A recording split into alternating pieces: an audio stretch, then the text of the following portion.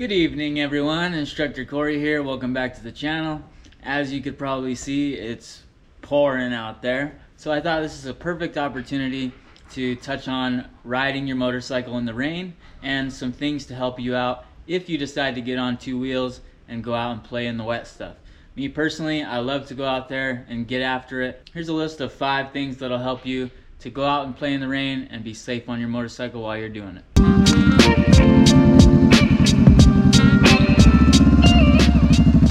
One of the very first things that you can do is simply to slow your motorcycle down. If you're going to go out and play, understand that you're going to have reduced traction because of all the rain on the road. Not only that rain, but it's going to mix with that oil and road grime and bring it up to the surface. So the surfaces of the road are going to be very, very slippery as you're riding your motorcycle. It's already hard enough to balance your bike sometimes when conditions are optimal. When it's wet out there, it's going to be even more challenging. Understand you're going to have minimized traction. Slow yourself down, give yourself more time, more space to react to the inevitable hazards that you're going to encounter out in the rain. The second tip I have for you kind of goes hand in hand with the first one, and that is to maintain a great big space cushion between you and the sides of the road, other vehicles, any hazards that you might encounter out on the road. The bigger space cushion you have, the more time, the more space you have to react to, the better off you'll be. So try not to be riding anybody's butt. The kind of rule of thumb is a minimum 2-second following distance or space cushion between you and another vehicle. Definitely in the rain, you're going to want to increase that, multiply that as much as you can. Give yourself as big of a space cushion as you can get. Okay? So big space cushion, more time, more space, help keep you safe and allow for those margins of error if other vehicles are making mistakes. If you make mistakes, if you have a loss of traction and can't stop as quickly as you thought you could because you start sliding a little bit, you're going to want a bigger space cushion to help keep you safe in those circumstances. The third tip I have for you for riding your motorcycle in the rain is to be smooth like peanut butter. Now, if you've ever trained with me before or ever heard me talk about anything, you've probably gotten sick of me talking about peanut butter by now. But that's because it's so important and it's such a great tool and valuable lesson to learn for riding your motorcycle. Now, when conditions are optimal, you want to be smooth like peanut butter. So what do you think when it's raining outside and it's wet and you have less traction and there's bigger challenges in front of you? You're definitely going to want to find that smoothest, creamiest peanut butter you can and be smooth, smooth, smooth like that peanut butter.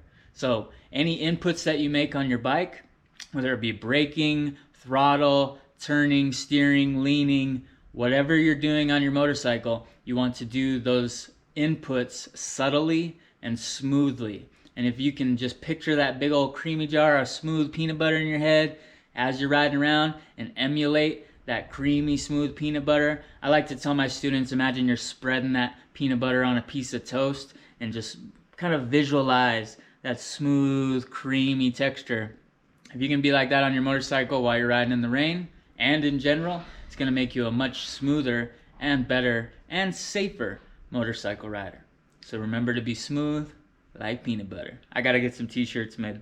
The fourth tip I have for you for riding in the rain is to avoid slippery surfaces. Now, I just listened to DanDanTheFireman talk about this earlier on his live stream. He kind of made a funny joke here about, well, if it's wet and raining outside, kind of everything is a slippery surface. And he said personally he doesn't really like to go out and ride in the rain. Me, I love to go out and play in the rain. I love to get soaking wet from head to toe because I don't have rain gear, and I just love to feel how my motorcycle handles with less traction and challenge myself to still make it back alive, right?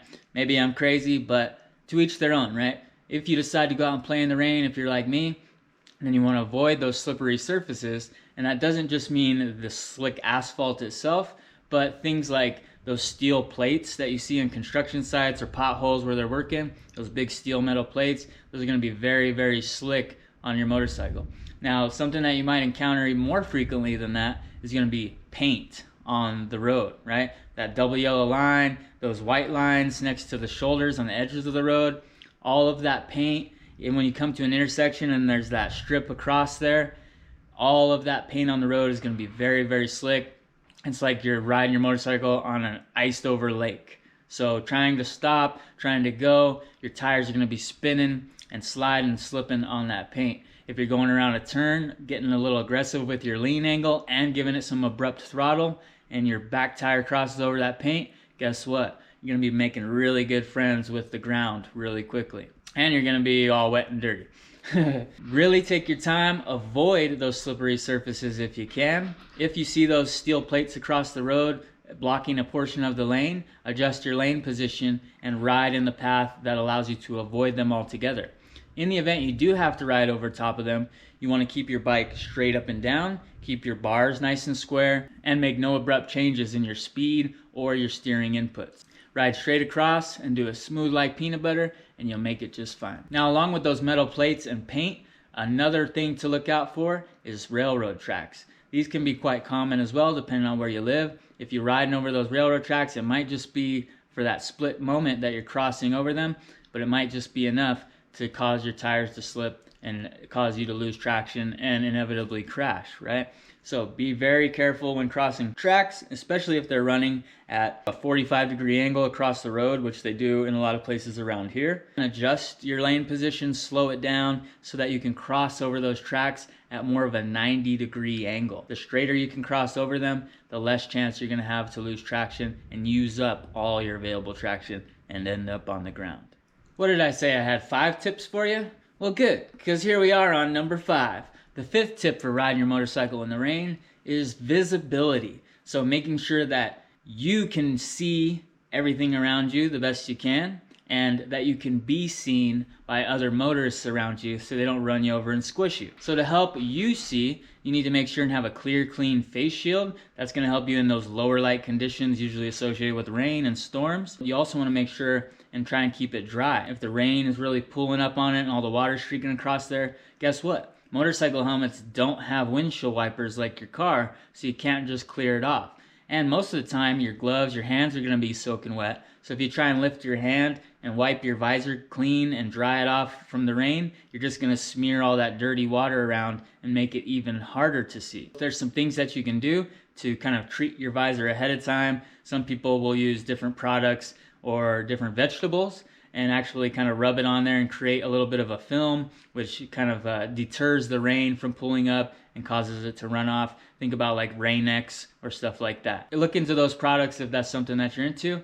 On the flip side of that, or on the interior side of your visor, you'll also encounter fog. If you have your visor all the way closed, you're breathing kind of heavy, your warm breath against the inside of that visor, and the rain outside is cooler, it has a really good tendency for your visor to fog up and kind of leave you unable to see. Me personally, I'll actually crack my visor open just a little bit to avoid it fogging up and allow for a little bit of ventilation and airflow. And I'll actually use that little cracked open portion to kind of peek out and see a little bit better in those rainy conditions. Now, if it's raining really hard and your visor's really fogged up, maybe it's a better idea just to pull off, find somewhere to wait out the storm and stop riding for a while. Maybe there's a restaurant nearby, a little cafe. You can pull over there, go inside, have a cup of coffee, eat a muffin, read a book for a little bit, wait till the storm passes, and then get back on your bike when it's good to go. If you need to make it somewhere and you're forced with no other choice but to ride in the rain, then maybe you can crack your visor, allow you to see. Just be aware that doing this, I've had all that moisture, all that kind of water mixed with oil. All the vehicles next to me are driving along and their tires are kicking up all that crap, and it's going straight into my eyeballs. So oil, road grime, all that water and dirt, now that's in my eyes. Now I'm squinting through that trying to see, trying to make it where I'm going. All these things are not good for your eyes and your vision. So keep that in mind, take that into consideration when you decide what's best for you. These are just some things that have worked for me in my experience. And I can still see, sort of. So now we've covered us being able to see the best we can as we're riding on our bike, but now what about other motorists being able to see us when it's pouring rain out there? Well, there's a couple things that you can do. One of those is to ride with your high beam on. So typically most bikes have their low beam on by default as soon as you turn the bike on. And then you can flip that switch to turn your high beam on. by using your high beam in these low light, stormy conditions, it'll make your headlight a little bit brighter, a little bit easier to stand out, and allow other vehicles and motorists to be just a little bit more aware that, hey, here comes somebody. Another tool to help with your visibility for other vehicles is to wear that high visibility gear. Those neon greens, oranges, and pinks, those really come in handy when you're out riding your motorcycle, especially in a rainstorm. That's really going to pop those bright colors, and if you combine those colors with retroreflective materials on your gear, then it's really going to bounce off other motorists' headlights right back into their eyeballs, and they're going to be able to see you very clearly coming along down the road on your motorcycle. Now, just so everybody's aware, a quick little extra tip for you in case you're at the local bar and there's trivia night going on. I want to tell you about the difference between reflective versus retroreflective material. Now, reflective reflects light at an equal but opposite direction from the source, while retroreflective reflects light directly back to the source. If you think about those road workers, construction workers that you might see from time to time out working on the roads at nighttime, maybe on the highway there's a crew, you're coming along, they're restriping the highway or something like that.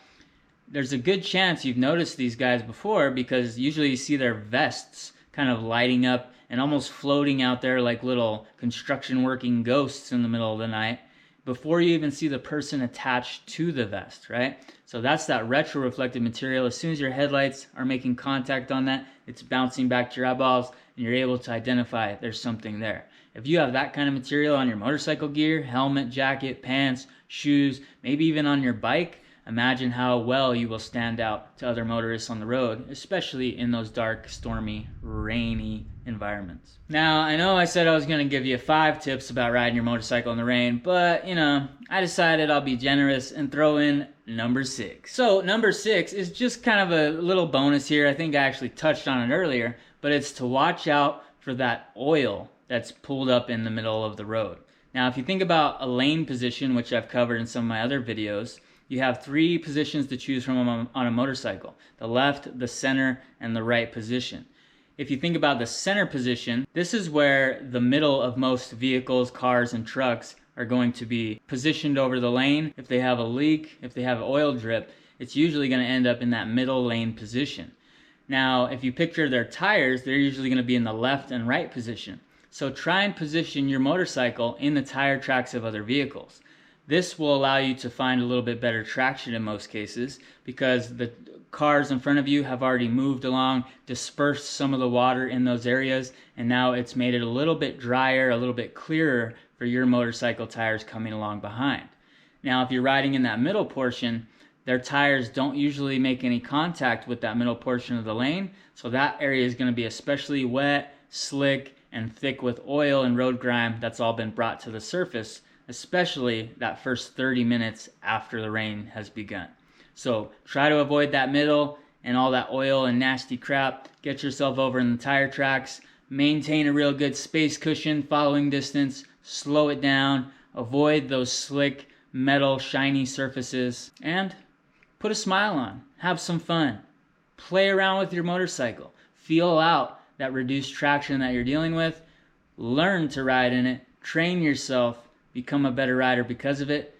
Then you can put some rain gear on, go out there, play around in the rain all night long on your motorcycle, and have a blast doing it. Then you can come back and tell me all about it in the comments below. Hey everyone, if you like this video, don't forget to smash that like button. If you haven't already, subscribe to the channel. It's free and it really helps support us. It helps the channel grow, helps us reach more motorcycle riders and students out there, and helps everybody be safer out on the streets. Thank you very much for watching. I'll see you all in the next video.